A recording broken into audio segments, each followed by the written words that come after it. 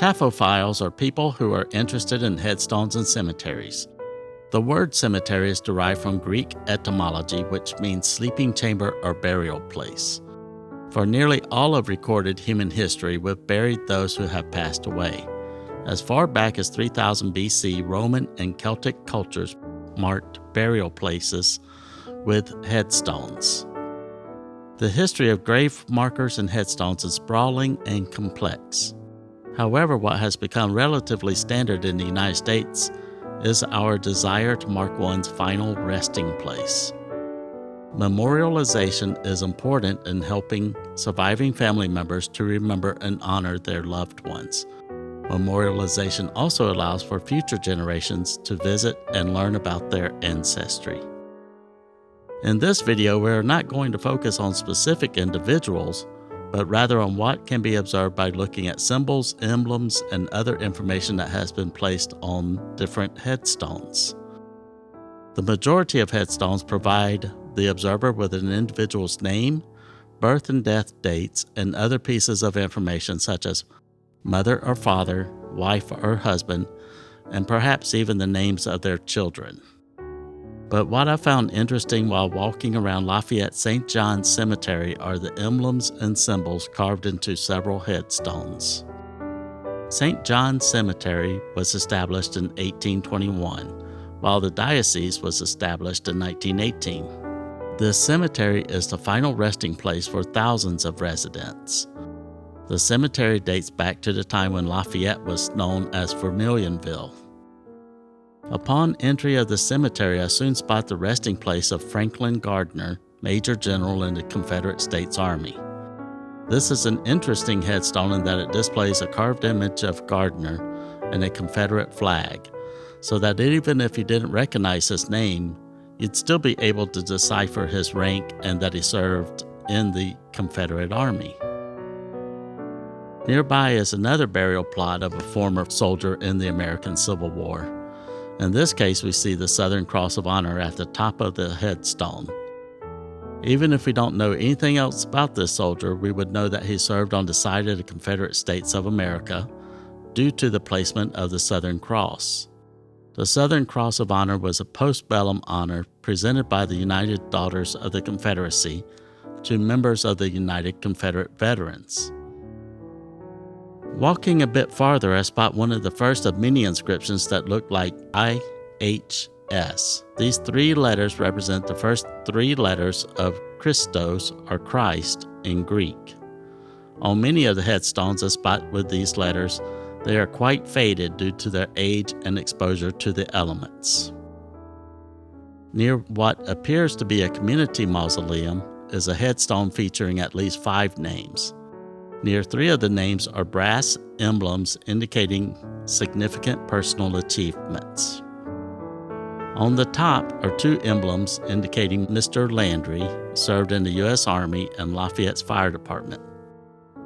Below Mr. Landry are 2 emblems for Mr. Langlanais. After conducting an obituary search in the city's local newspaper, The Advertiser, I read Mr. Langlanais served in the U.S. Naval Reserve in 1946 and later earned degrees in both mathematics and chemistry. And just a bit lower is an emblem for Norbert Langlanais, an architect. Exploring the cemetery, I soon find a colorful headstone for Lorena Silas. After conducting a brief search using the library subscription to Ancestry.com, my suspicion is proven correct, in that Miss Silas was an elementary school teacher.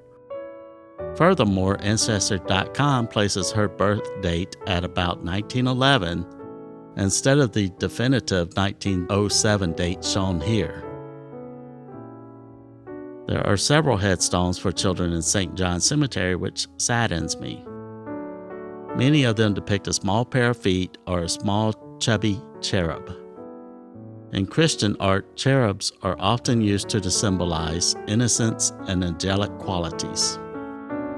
Continuing my walk, I noticed numerous representations of praying hands. The praying hands motif is said to signify devotion. Also, you may notice the many headstones bearing the Woodman of the World inscription.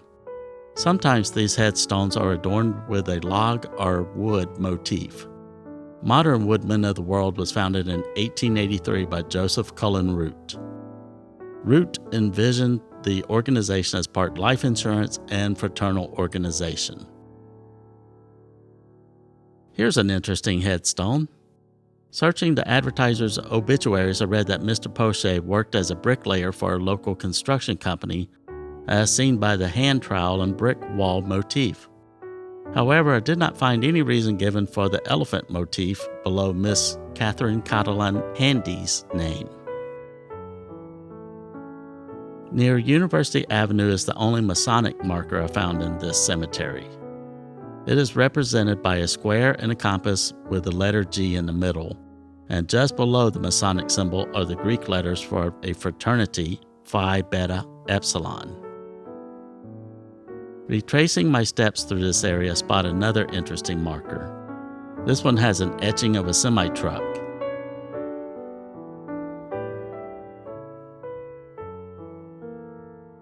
Before ending this video, I want to briefly cover two more memorials.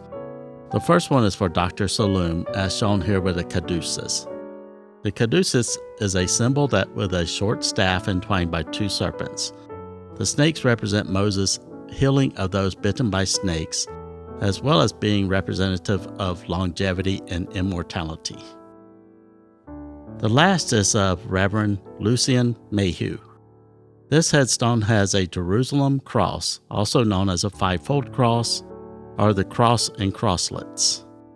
This cross is an elaborate variant of the Christian cross. The Jerusalem cross was especially significant during the Crusades of the Middle Ages. There are several meanings believed to be represented by the Jerusalem cross. One of them is that Christ is represented by the central cross, and the apostles, Matthew, Mark, Luke, and John, are represented by the smaller crosses. If this video inspires you to visit St. John's Cemetery, I'd also encourage you to compare what you find with the information provided by databases offered by Lafayette Public Library. These include Ancestry.com and Heritage Quest, in which you can locate birth, death, and marriage records, as well as many other types of records. For local obituaries, check the Acadiana Advocate Collection and the Daily Advertiser Collection.